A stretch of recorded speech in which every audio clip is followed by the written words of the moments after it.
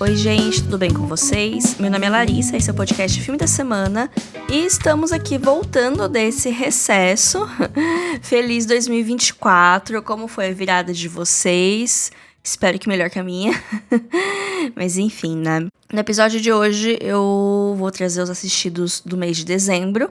Eu queria abrir o ano com o meu balanço geral e com conteúdos de retrospectiva, mas eu achei que faria mais sentido começar com assistidos de dezembro e depois, nas semanas seguintes, entrar com conteúdo de retrospectiva, até porque eu acabei não arrumando a tempo.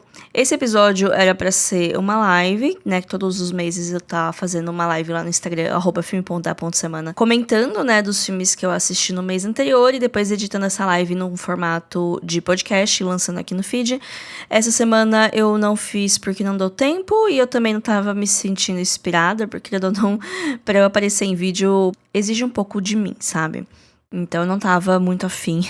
E também porque eu não tenho muitos filmes pra falar. Então não ia ser uma live muito longa. Porque dezembro foi um filme que eu assisti muito pouco filme. Eu encerrei minhas metas. Eu bati as metas que eu tinha dado pra mim mesmo. E eu meio que declarei como encerrado o ano por aí. Porque eu tava meio cansada. Dezembro foi um mês meio... Foi um mês bastante corrido. Eu trabalhei bastante. Então acabou não dando tanto tempo. E eu precisava descansar. E final de ano eu não consegui descansar.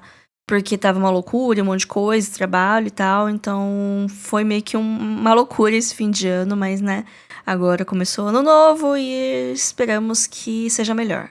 Em dezembro, eu assisti 6 filmes. Isso mesmo, gente, meia dúzia. Foi o mês que eu menos assisti filmes esse ano. Nessa reta final de ano, eu tava meio que não vendo tantos filmes assim. No começo do ano eu vi bastante, principalmente em época de Oscar, né, que tava fazendo maratona. Então, tinha mês que eu cheguei a ver 17 filmes, 18, acho que foi o meu recorde. Mas esse mês eu vi apenas meia dúzia.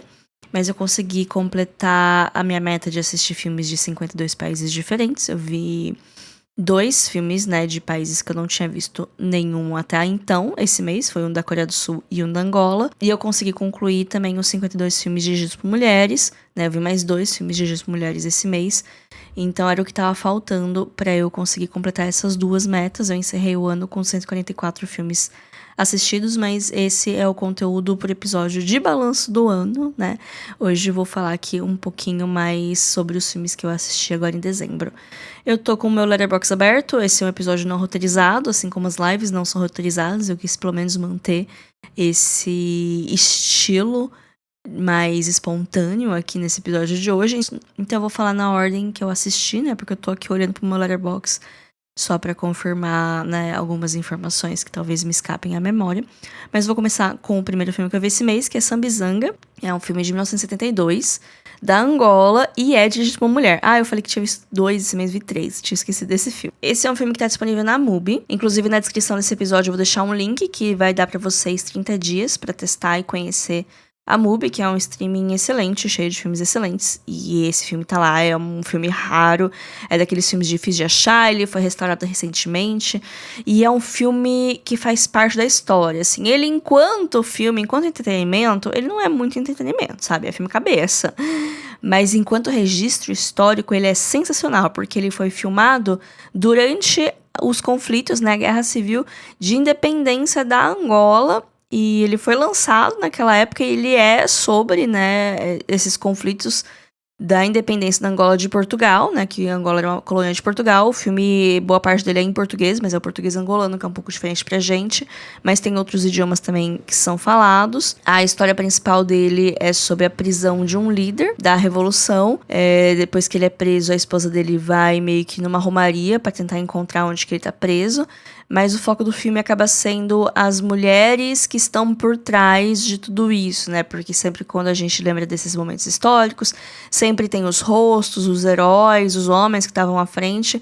E aí esse filme, ele quer meio que mostrar as mulheres que estavam por trás desses homens, né? As pessoas que estavam lá, não dando tanto a cara a tapa, mas fazendo as engrenagens girarem. E é bem interessante, que é um filme de 72, sabe? Super, super progressista nas suas ideias, né? Quando a gente pensa em filmes mais antigos, não é exatamente isso que a gente pensa. É da Sarah Maldoror, que eu não conheço ela, mas ela é angolana. Quer dizer, na verdade ela é francesa, mas ela trabalhou com muitos diretores africanos ao longo da vida. Ela tem um currículo bem extenso, assim, bem interessante. Vou ir mais atrás de coisas dela, ela já é falecida. Mas é um filme muito interessante para quem se interessa por história, por cinema africano, que também é uma coisa bem diferente do que a gente tá acostumado a ver. É um filme bastante interessante, assim, não é um filme imperdível, não é um filme obrigatório, não diria isso, porque eu não acho que nenhum filme é obrigatório, mas é um filme bastante interessante e eu acho que vale a curiosidade se você se interessa por algum desses temas que eu falei, né? Como eu já disse, ele tá disponível na MUBI. Próximo filme que eu assisti esse mês foi Old Boy. É um filme sul-coreano de 2003. Ele é bem famoso na cultura pop. Ele ganhou um remake nos Estados Unidos poucos anos depois, que é inclusive dirigido pelo Spike Lee. É uma grande mancha no currículo do Spike Lee, alguns poderiam dizer, porque o remake não deu muito certo. Não assisti o remake, não posso julgar, mas eu meio que eu consigo pensar em coisas que não deram certo, porque assim, Old Boy, eu tinha expectativas altas, e nem todas as minhas expectativas elas foram cumpridas. Porém, é inegável que é um excelente filme, é um filme de ação muito bom, é um suspense muito bem construído, os plot twists eles vêm e assim te tiram da rota. Eu não sei como eu consegui ficar 20 anos sem saber dos plot twists desse filme, e sim, mais que um plot twist, porque tem vários plot twists ao longo dele, assim, joga na sua cara, assim, coisas absurdas, e tudo pra mim foi uma grande surpresa, né, porque eu não sabia de nada, e eu acho que isso é bom, sabe? Eu acho que mesmo você sabendo qual que é o twist, ainda é interessante porque você consegue ver ele se desdobrando, né? Porque é daqueles filmes que não é uma coisa que vem do nada, meio que tem pistas aqui e ali. Então, eu acho que rever esse filme sabendo do plot twist também deve ser interessante pra você ficar atenta às dicas. Mas também não é um filme, assim, que é muito bom de se rever, porque ele lida com alguns tópicos meio esquisitos. Eu não quero rever, por exemplo. Não tenho a mínima vontade de rever esse filme. Eu não sei, assim, quando eu digo que eu esperava mais, eu não sei o que eu quero dizer quando eu esperava mais, porque eu já conhecia outros trabalhos do diretor, do Park Chan-wook. Eu já tinha visto A Criada, que eu gosto muito, e eu acho que continua sendo meu filme favorito dele, que também é um filme muito forte de plot twists o tempo todo. É uma história que ela tem várias reviravoltas ao longo dele, e que também lida com alguns temas sensíveis, e que também tem algumas nojeiras, e que também lida com algumas coisas delicadas, mas não de um jeito tão asqueroso quanto Old Boy. Old Boy eu acho um filme um pouquinho asqueroso, assim, sabe? Eu não gosto muito como ele lida com a parte de abuso sexual com mulheres. Eu acho que tem uma mão um pouquinho pesada nessa parte. Eu acho que ele é bem um produto de sua época, ele tem um ritmo muito característico do começo dos anos 2000, que na época, eu não sei, pelo menos eu comecei a sentir faz muito pouco tempo esse ritmo, essa característica do cinema do começo dos anos 2000, que é bem nítido em vários filmes que eu vi esse ano. Inclusive eu vi Corra Lola Corra, que não é dos anos 2000, mas é meio que, né, um precursor dessa nova onda, né? A Deus Lenin também tem umas coisas assim, Amélie Poulain tem umas coisinhas assim. Tem vários filmes, assim, dessa época que tem algumas coisas no ritmo, algumas coisas na construção dele que são pontuais, assim, produtos de sua época, que hoje o Boy, pra mim, ele grita anos 2000. E, enfim, é um filme interessante, é um filme bom. É um filme que eu não recomendo pra quem tem estômago fraco. Se você assistiu Saltburn e ficou enojado, talvez Old Boy não seja pra você.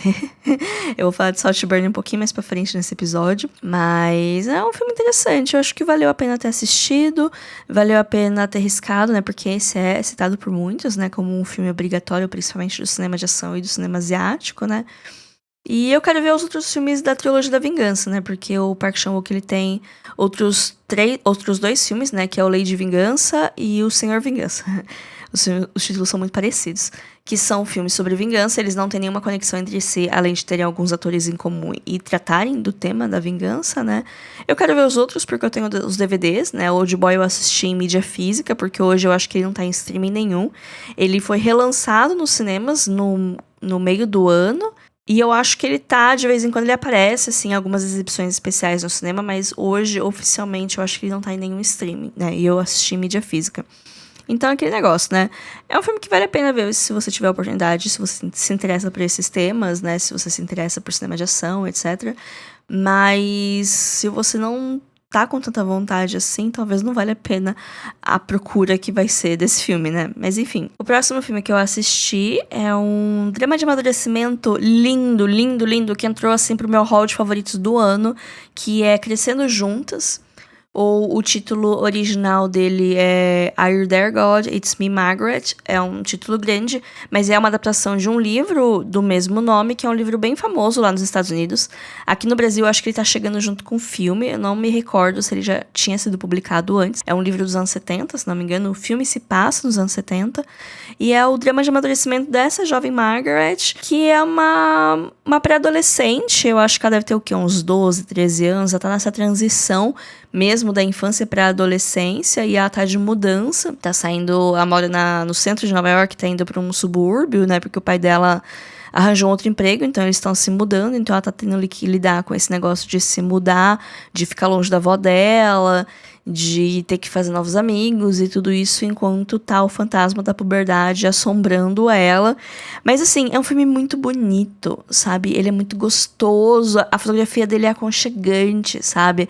Tem algumas coisas bem cringes, tem várias coisas que me lembraram coisas da minha vida que estavam completamente esquecidas na minha memória porque eu quero morrer de vergonha toda vez que eu lembro delas. Sim, mas do jeito que foi feito, parece um abraço gostoso, sabe? Ele é dirigido pela Kelly Fremon Craig, que é a mesma diretora de Quase 18, que também é um drama de amadurecimento muito bom, assim, que explora várias facetas dos adolescentes, né? Que adolescentes não são adoráveis o tempo todo, né? E a personagem de Quase 18, ela é bastante irritante, mas você entende de onde que vem a confusão mental que ela tá passando. E aqui, em Crescendo Juntas, ela é um pouco mais nova, né? Ela tá começando a passar pelas irritações do nada que a adolescente tem, porque não sabe lidar muito com a frustração e com esse monte de sentimento que tá aparecendo. Então, é uma fase bem interessante que eu não vejo tantos filmes falando, né? A gente tem muito filme sobre a adolescência, né? Geralmente uns 15, 16 anos, que geralmente tá ligado um pouco a você descobrir quem é você no mundo e também o despertar da sexualidade.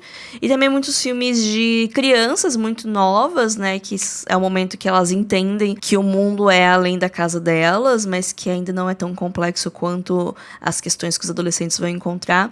Então não tem tantas histórias assim com pré-adolescentes, né? Que é esse meio termo. Ela não é uma criança, mas ela não é uma adolescente ainda. Então é uma fase bem curiosa, assim. Tenho zero saudade da minha pré-adolescência, assim. Vou ser bem sincero, eu tenho saudade da infância. Talvez mais pela nostalgia imposta pela sociedade do que pelas minhas memórias, porque eu não lembro muita coisa da minha infância. Não sei o que acontece. Da minha adolescência, médio saudades, né? Mas enfim, todo adolescente é meio esquisito. E tem coisas que eu acho que eu consigo lidar hoje muito melhor do que quando eu era adolescente. Agora, a minha pré-adolescência, o que eu lembro, eu não tenho saudade nenhuma. Então, acho que pelo menos eu sou hoje uma adulta tendo que lidar com as coisas, mas pelo menos eu não sou mesmo uma pré-adolescente, sabe? Isso me deixa feliz. Mas enfim, Crescendo Juntos é um filme lindo, é um filme de pedaço da vida, né, o Slice of Life, onde não tem muitos conflitos, vai acompanhar um ano na vida desses personagens, né, algumas mudanças, as mudanças físicas, né, de realmente mudar de uma cidade para outra, as mudanças no corpo, né, que elas querendo menstruar, porque parece ser super legal você menstruar quando você não menstruou ainda, e depois você descobre que vai ser aquilo por boa parte da sua vida, aí você entra meio que em desespero. Tem muita parte da relação dela com a mãe dela, que é a Rachel McAdams, que tá incrível. Da relação dela com a avó dela, que é a Kathy Bates, que também tá incrível. Tem uma parte de espiritualidade e religião que é bem interessante também, que reflete um pouco de alguns conflitos que eu tenho, né, com espiritualidade e religião. Não é igual, mas alguns dilemas que eu, desde nova, acabo enfrentando e que se refletem nas minhas visões hoje, né, sobre espiritualidade e religião, mas enfim, não vou entrar em detalhes aqui. Então foi um filme que conversou muito comigo, e eu acho que ele vai conversar muito com muitas garotas, com muitas mulheres, porque tem muitas experiências, e eu não vou dizer que são universais, mas quase isso, sabe? Eu aposto que você, ouvinte que menstrua, lembra da sua primeira menstruação, do primeiro dia que veio, qual que foi a sensação que você teve, se você sabia o que era aquilo, se você não sabia, se você esperava, se você não esperava. Eu aposto que qualquer mulher, qualquer pessoa que menstrua tem essa memória muito clara. A gente não fala sobre isso, né? Porque é tabu falar sobre menstruação, é um absurdo. Eu tô gostando bastante dessa onda de cineastas novas que estão falando sobre isso nos filmes, né? Porque conforme a gente fala, a gente naturaliza. E a menstruação, praticamente toda mulher passa por isso, né? Muita gente menstrua, metade do mundo menstrua. E a gente não pode ter vergonha disso, né? É uma coisa que acontece. E quanto mais a gente falar, mais a gente troca dicas e melhor a gente se ajuda. Crescendo Juntas é um filme que tá disponível no HBO Max. E esse vai ser um filme que provavelmente vocês vão me ver falando bastante aqui no podcast, ainda fiquem ligados. O próximo filme de hoje é um filme de um diretor que eu só fui prestar atenção que ele existia esse ano, que é o Christian Petzold. É um diretor alemão, aparentemente muito amado na bolha cinéfila. Mas eu realmente não tinha prestado atenção nele até esse ano, talvez porque ele lançou filme novo, ele lançou A Fire. Eu não lembro agora se foi em Cannes ou se foi em outro festival, mas é um filme que está sendo aclamadíssimo. Eu acho que ele tá no cinema e está sendo distribuído pela Imovision, então provavelmente em breve chega no catálogo do Reserva Imovision. Eu não consegui ver ainda, então não sei opinar sobre o filme. Mas eu assisti Phoenix, que é um filme de 2014 dele, que muitos também consideram um dos melhores. E realmente, gente, é um filmão. Phoenix é um filme que me pegou muito na sinopse. Que eu tava meio que procurando filmes pra ver. E esse filme só tinha botado na minha watchlist porque eu vejo muita gente aclamando o diretor, né? E fiquei curiosa. Mas aí teve um dia que eu fui parar pra ler a sinopse. E eu achei ela interessantíssima. E eu falei, não, vou ver esse filme. E nossa, ele é uma loucura, assim. É sobre uma mulher que ela sobreviveu aos campos de concentração. É um filme que se passa logo depois da Segunda Guerra Mundial. É um filme alemão. E ela sobreviveu, né, os campos de concentração, só que ela foi desfigurada. Ela foi queimada, então ela vai precisar fazer uma cirurgia de reconstrução de rosto, né, pra voltar à vida em sociedade. Até aí eu não tô ligada o quanto isso realmente é historicamente acurado ou não, mas tudo bem. Eu suspendi a descrença pra ver o filme, né. Mas ela passa por um processo, né, de reconstrução de face. E ela é muito obcecada em voltar a aparecer, né? Voltar com a aparência que ela tinha. E os médicos ficam, não sei se vai dar, né? Porque não é tão preciso assim. Mas pensa, você pode ter o rosto que você quer. Você não quer ter um rosto diferente pra ter um recomeço diferente, né? Começar diferente sua história e tal. E ela, não, eu quero o meu rosto como era. Eu quero minha vida como era, né? Tem esse momento de negação, né? Mas eventualmente fazem a cirurgia, eventualmente ela fica um pouco diferente do que ela era. A gente nunca vê como ela realmente era, pra ter essa comparação. A gente só acredita na percepção das pessoas próximas a ela, né, que tem uma amiga do lado dela nesse momento de recomeço. Então ela se estranha muito em olhando no espelho com esse rosto novo. Tem todo esse negócio da busca dela, da identidade dela, né? O filme é um pouco sobre isso, sobre busca de identidade e o que é a nossa identidade, é o rosto que a gente tem, é os lugares que a gente frequenta, é as pessoas com quem a gente se relaciona, o que forma a gente. Isso é um dos pontos do filme. Mas o filme também funciona como uma metáfora para o estado da Alemanha no pós-guerra, né? Porque a guerra devastou o país, né? O país se tornou o grande vilão geopolítico da vez. Mas, querendo ou não, o povo alemão ficou devastado, né? Porque é complicado, né? Essas coisas que acontecem. Então, você volta à normalidade, você finge que nada aconteceu, você não toca no assunto do passado e tenta se reconstruir do jeito que dá. É meio que isso que o filme vai pegando, né? Conforme as reações de personagens à volta dessa protagonista, né? Conforme as coisas que vão acontecendo são meio que metáforas para como a Alemanha estava no pós-guerra, né? Mas o que me chamou a atenção nessa sinopse é que enquanto ela tá nessa jornada de redescoberta de quem ela tenta se reconectar com o marido dela, né? Que eles foram separados, ela foi pros campos de concentração e ele não. E aí essa amiga dela conta que ele pode ter traído ela para se salvar. E aí ela fica, será se ele fez isso mesmo ou não? Né? Aí no que ela volta, a família inteira dela morreu. Então ela tá, de repente, com uma herança, de repente, rica. Então ela consegue, né, pagar essa cirurgia com esse dinheiro. Ela consegue ter um dinheiro pra se restabelecer. E ela vai atrás do marido dela. Só que o marido dela não reconhece ela. Porém, ela insiste em conversar com ele. Ela tá muito na pira de, não, eu preciso da minha vida do jeito que era. Eu preciso conversar com meu marido e tal. Eu ainda amo ele, etc. E ela vai conversar com ele e eles conversam. Ele fala, tem um plano. A minha esposa morreu. Quer dizer, eu não sei se ela morreu, mas tudo indica que ela morreu. E agora ela é herdeira de uma grana e você não quer fingir ser minha esposa pra gente conseguir o dinheiro da herança dela, eu te dou uma parte. É um pouco esquisito esse plano, né? Mas ela vai lá e fala, topo. E aí se desenrola o filme. Na verdade, eu contei assim a primeira meia hora do filme, porque tem muito mais, são muitas nuances, muitas camadas, tem muito sentimento envolvido, esse sentimento da ambientação, essa melancolia inerente à protagonista, esse desespero de querer saber quem que ela é, de tentar voltar à normalidade, de tentar se encontrar. Mas essa é a premissa, ela fingir ser a esposa dela, enquanto que você fica até onde ela tá disposta a fingir que é outra pessoa, fingir que é ela, até onde vai o sentimento do marido dela, o marido dela realmente ama ela, ou não, ou ele amava, mas agora que ela morreu ele quer o dinheiro, e fica nessa de você não sabe. Você não sabe que ele sabe, que ela sabe, fica nisso, você não sabe o que tá rolando ali. Eu vi muita gente comparando com O Corpo que Cai, mas eu não assisti O Corpo que Cai, então se você está ouvindo esse episódio e pensando, é muito parecido com a história de O Corpo que Cai, eu fico, tá bom, não vou tecer essa comparação aqui. Mas essa é a premissa do filme, e ela vai até um certo extremo, assim. E o jeito que finaliza, gente, a cena final desse filme é um negócio que me arrepia todos os pelos do meu corpo. É maravilhoso, assim, um dos tops finais do cinema. É genial aquela cena, nossa, incrível, incrível. Esse filme é maravilhoso. Eu recomendo a todo mundo que tiver oportunidade. Se você tá com acesso a Mubi e não sabe qual vai ser o próximo filme que vai assistir, assiste esse.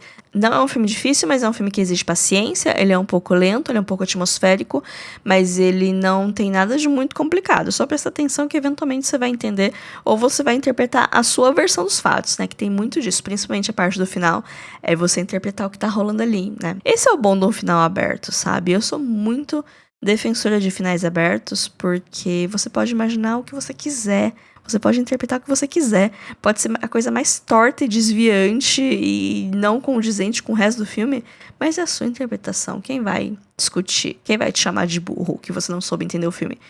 Talvez algumas pessoas, né? Mas o que importa é o que você pensa. Falando em filmes de final aberto, ou melhor, filmes que deveriam ter um final aberto, mas fazem questão de se explicar e com isso acabam estragando um pouquinho o final, vamos falar de Saltburn.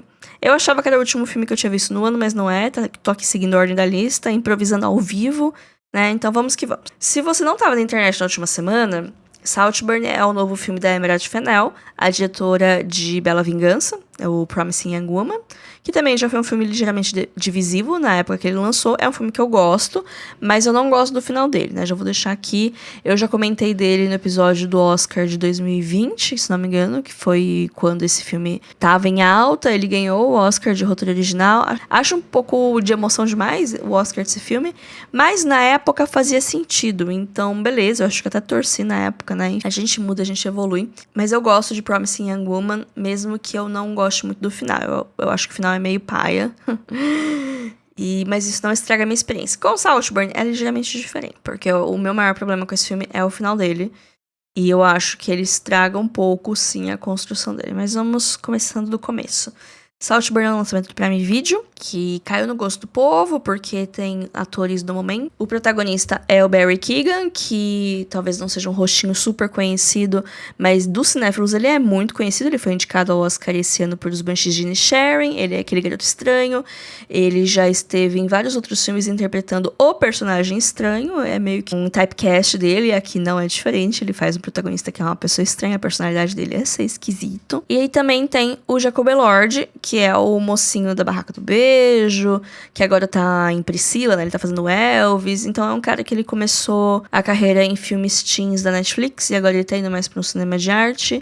E ele tá dando umas entrevistas meio que cuspindo no prato que comeu, sabe? Assim, eu não gosto de filmes teens da Netflix, mas se eu fizesse a minha carreira em cima deles e depois mudasse, né, pra um nicho diferente, eu não ia ficar, né, falando as coisas que ele fala, né? Fazendo um pouco o caso. Mas enfim. Aqui em Saltburn, os dois, né? São alunos de Oxford, essa universidade conceituada lá da Inglaterra, onde muitos filmes foram filmados, filmes de época principalmente, né? Porque ele tem essa atmosfera de Hogwarts. Acho que Harry Potter foi bastante filmado dentro de Oxford. E, inclusive, vocês sabiam que Oxford não é só uma universidade, Mas é uma cidade.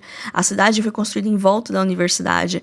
Tipo, a universidade é a universidade, mas ela tem várias faculdades, né? Não sei se vocês estão ligados como que funciona, né, uma universidade, mas eu posso falar, né, com a propriedade de quem estudou em uma. Que aqui em Bauru, por exemplo, tem o Unesp Bauru, que é a universidade, tem o campus aqui de Bauru, e dentro do campus de Bauru tem uns 3 faculdades, né? A Faculdade de Engenharia, a Faculdade de Artes, Arquitetura e Comunicação e a Faculdade de Ciências, né?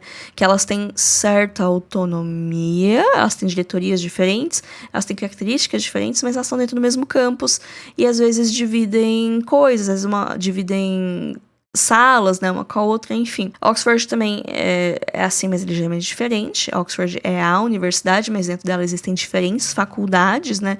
Geralmente, não necessariamente cada curso, mas cada linha de curso deve ter faculdade de humanidades, de história, de literatura, enfim, tem essas divisões, né? E cada prédio é de uma faculdade diferente. E elas estão na cidade, não é tipo, tem a cidade aqui e tem a faculdade ali. Não, é tudo uma coisa só. Você sai da faculdade na rua e na frente tem um restaurante, na frente tem uma residência, na frente tem uma boate e dali a pouco tem um outro prédio da faculdade, então não tem a divisão, você não sai do campus para ir em outro lugar, a cidade é um grande campus. Mas enfim, viajei aqui. Os protagonistas, eles estudam em Oxford, né, que não é uma faculdade barata, né?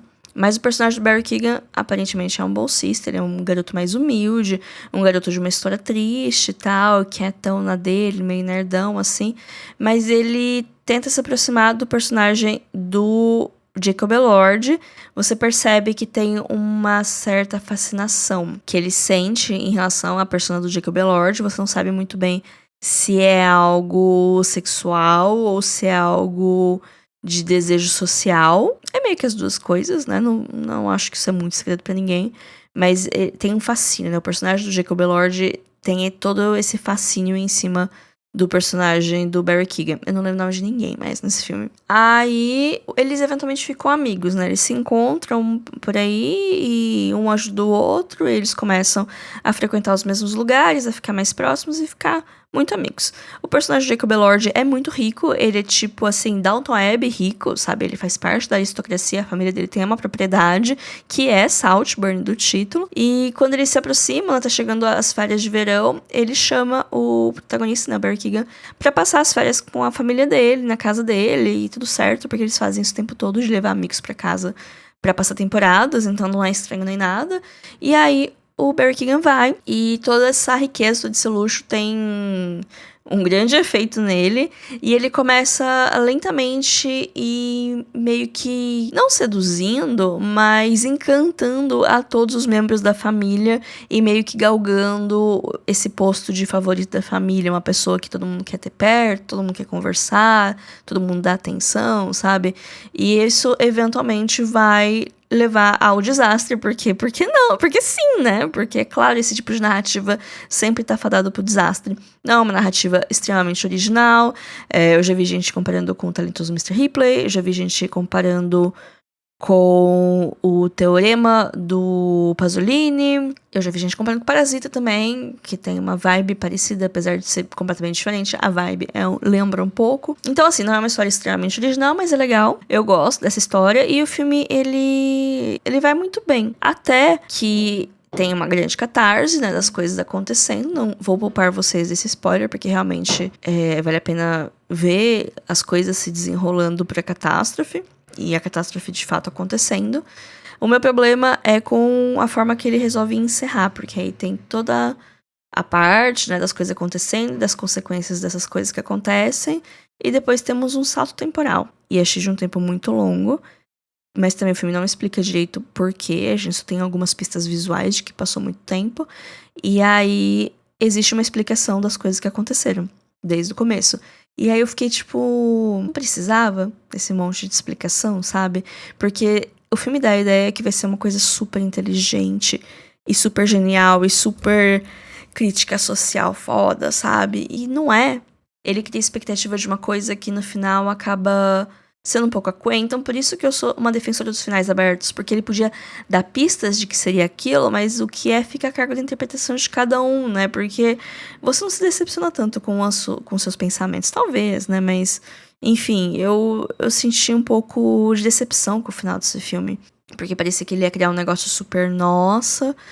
E no final, você fica tipo, mas eu sabia que era isso, eu saquei que era isso. E o filme trata como se fosse um negócio tipo, uau, olha só que inteligente. Isso que me irrita nesse filme. Que ele tem esse ar de. Ele é soberbo, sabe? Isso me irrita um pouco no filme. E no final, eu acabei não gostando tanto dele. Uma outra coisa curiosa é que eu vi muita gente ficando chocada com esse filme. E ficando enojada. E achando. Nossa, achando várias coisas. Eu fiquei, gente. Tipo, realmente, ele é provocativo. Tem coisas ali que são feitas justamente pra causar, pra virar discussão no TikTok. Inclusive, ele é filmado no formato 3x4, que é aquele formato mais quadradinho, mais antigo. E, tipo, por quê? Sabe? Porque narrativas contemporâneas que são filmadas desse jeito, geralmente elas têm um quê de prisão. Geralmente é uma metáfora pra prisão. Nem sempre, mas na maioria das vezes é. Aqui eu fiquei pensando um pouco nisso, tipo, talvez seja uma metáfora pra prisão, mas talvez seja pra ficar mais fácil pra fazer corte pro TikTok vertical também, né? Não sei, eu vi alguém, acho que foi a Raquel que falou isso hoje, e eu achei que fazia muito sentido. Em questão de estética, em questão de escolhas estéticas, é muito bom. O filme é muito colorido, ele tem escolhas legais de ângulos, de câmera, a trilha sonora é muito legal, a vibe de anos 2000, porque a maior parte da ação dele se passa em 2006. Então tem essa vibe de anos 2000, é muito legal, é muito bem construída, mas eu sinto um pouco dessa soberba, desse negócio do diretor querer, no caso a diretora, né, que é a Emerald Fennell, querer botar a marca dela, assim, muito clara desde o início, porque ela é uma diretora séria, e fica aquele negócio muito... Olha como eu sou esperta. E... sei lá, né? Enfim... Mas, de toda maneira, eu gostei do filme. Eu não sou parte dos haters, né? Que eu sei que tem pessoas que detestaram esse filme de um jeito, assim, desproporcional. Não acho que é pra tanto. Mas eu sou bastante crítica à soberba dele mesmo. Poderia ter ficado um pouco mais aberto as coisas no final, né? Mas, assim, a cena final, divertidíssima. O pessoal também ficou chocado. Eu falei, gente, a coisa mais divertida do filme é essa no final dele. Mas enfim, não assistam com seus pais, não assistam com crianças, não assistam com pessoas sensíveis. Ai, é que tão pouco. Eu achei Old Boy esse mês, sabe? Perto do Old Boy, esse filme não é nada. As coisas esquisitas desse filme não são nada perto de Old Boy, gente. Eu tô muito vacinada. Então nem achei assim tão. Mas, enfim, essa é a minha percepção. As pessoas têm percepções diferentes das coisas, né? Mas, enfim, é isso que eu tenho pra falar de Saltburn sem tomar muito tempo do podcast, que tá ficando extenso, né? Eu não fiz uma live porque eu achei que eu não ia ter muita coisa pra falar, mas no final eu tinha muita coisa pra falar do Saltburn. Mas ainda tem um filme, então eu vou correr com ele, até porque é um filme que não tá disponível no Brasil ainda. Então eu vou deixar pra falar mais quando ele chegar aqui no Brasil, que vai ser em breve, se não me engano, que é The Holdovers. Eu não sei se ele tem um título oficial em português, eu acho que é Os Desajustados. Alguma coisa assim, Os Esquecidos. Não lembro. Mas é um filme do Alexander Payne. Eu nunca tinha visto nada do diretor. É um diretor que ele tá sempre aí. Nessa temporada de premiação, ele fez o Up in the Air, ele fez o Sideways, ele fez vários filmes que estão no meu radar, porque eu acompanho premiações há muito tempo, mas que eu nunca de fato fui ver, né? E eu tô um pouco arrependida, porque eu gostei muito de Holdovers. Ele entrou pro meu top de lançamentos do ano, porque ele é um filme muito gostosinho. Ah, ele não fez Up in the Air, ele fez Os Descendentes, que também é um filme com o George Clooney, e que eu não sei porque eu confundo esses dois filmes, porque são dois filmes com o George Clooney de anos completamente diferentes, e que estavam no meu radar por causa de Oscar, mas que eu acabei nunca vendo, porque a sinopse nunca me chamou a atenção o suficiente. Mas o Alexander Payne também fez Nebraska, ele também fez Election, que é aquele filme com a Reese Witherspoon e Matthew Broderick do final dos anos 90. É um filme que ele tem a sua legião de fãs, que não é muito grande, mas é bastante fiel. Que eu acho que é a definição de um filme cult, né? Mas The Holdovers, ele é um filme de Natal. É um filme de fim de ano, ele se passa no final do ano, e ele é muito gostosinho, sabe? Ele é muito aconchegante. Parecido, né? Uma vibe similar, mas completamente diferente de Crescendo Juntos, que são dois filmes muito aconchegantes. The Holdovers é um filme que ele pode surpreender na temporada de premiações esse ano. Ele ganhou certo destaque em alguns prêmios da crítica. Não duvido que ele ganhe o seu espaço, né, no Oscar. Eu apostaria em Roteiro, eu apostaria em atuação pro Paul Giamatti. E talvez trilha sonora, fotografia, algumas coisas assim. E se tiver 10 indicados, eu acho que ele pega um lugar entre os 10 indicados. Eu acho que seria aquele filme que não tem tantas chances. Mas, de novo, Coda, eu jurava que não tinha chances no ano dele. E ele foi lá e ganhou, né? Mas enfim, ele tem uma vibe parecida com Coda no sentido de ser um filme aconchegante. Eu não acho que esse ano vai ser um filme aconchegante que vai ganhar Oscar de melhor filme. Eu acho que a disputa maior está entre Assassino da Lua das Flores e Oppenheimer, que são 2 filmes muito pesados. Mas vamos ver, né? Ainda tem 2 meses pro Oscar, muita coisa pode mudar na corrida até então. Mas falando de holdovers, porque eu tô falando demais hoje, vou aqui falar do filme. Ele também é um filme que se passa numa universidade, também é um filme que se passa nos anos 70, então aqui temos intersecções de vários filmes que eu falei hoje. Ele se passa numa universidade nos Estados Unidos, em algum estado gelado, frio, triste. Aliás, não é uma universidade, desculpa, é um colégio interno, desses colégios de meninos só. Então, colégio particular e tal.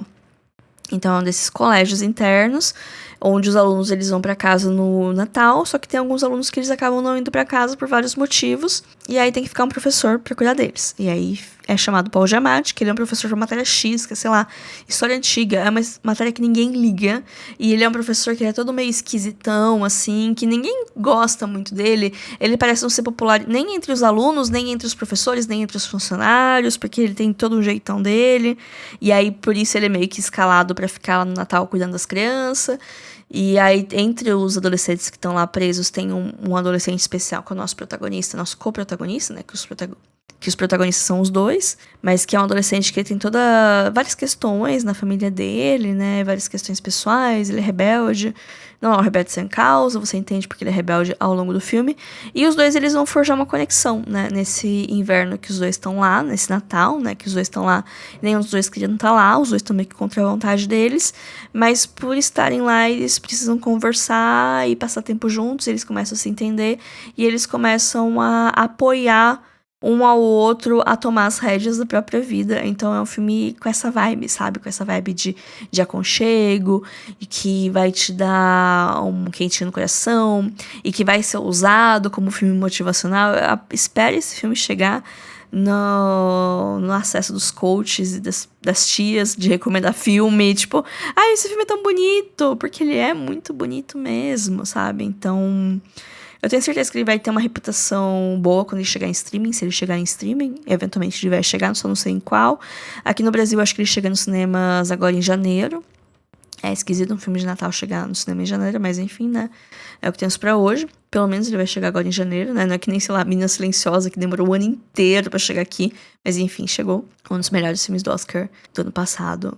Chegou nos cinemas, tá nos cinemas agora, né? E vai chegar pra reserva Imovision em breve, né? Porque a Imovision tá distribuindo, mas enfim. The Holdovers é isso, é um filme muito, muito bonito. É um filme que eu não tava dando nada pra ele, porque parecia ser, coisa de americano, sabe? E eu gostei bastante. Foi a surpresa do final do ano, foi o último filme que eu vi. Eu acho que encerrou bem, né, meu ano em filmes, esse filme. Mas falei muito hoje, eu achei que ia ser um episódio mais curto, e no final falei quase tanto quanto um episódio normal de assistidos do mês. O cronograma de janeiro não tenho muita certeza, mas nas próximas semanas vão ser episódios de retrospectiva. Eventualmente vai ter um com um balanço do ano, onde eu falo minhas estatísticas, metas cumpridas, né? Alguns diretores que eu conheci, alguns filmes importantes que eu, enfim, assisti, inclusive o de Boy provavelmente vai estar lá.